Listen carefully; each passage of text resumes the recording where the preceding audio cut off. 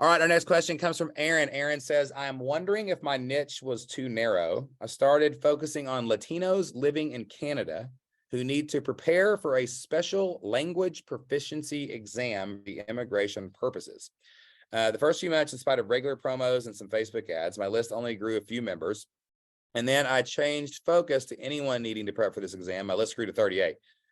People I've asked should widen my focus. What do you think? Well, I mean, I am never the person who says you should or shouldn't do. I think should's a bad word. I'm always with the could, right? You could do this. You could do that. So I'm not gonna say you should do anything, but I will say that success leaves clues, and you have already split tested this. So you need to trust your data and your instincts right here. You went from a couple months of trying it for 4 people joining your list and 38 people did it. So yeah, I think what's funny is like, you could actually just focus on whatever that test is called. I don't know what that test is. I'm not from Canada.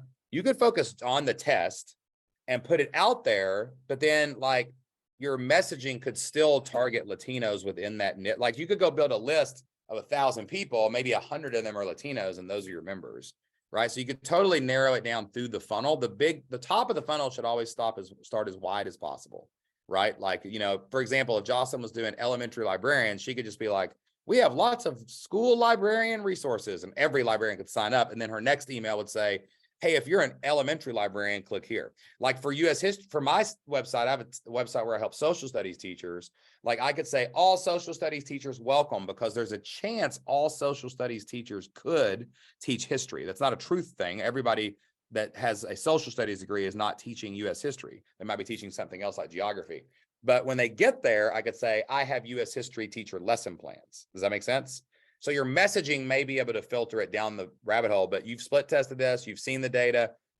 We hammer the nail until the nail doesn't let us hammer it, right? Like if I look at something for a couple months and the data is not good, but then I test something else and the data goes over here, I'm definitely going to switch and pivot. But it's not really, you remember, it's kind of like an asteroid's heading toward Earth, right?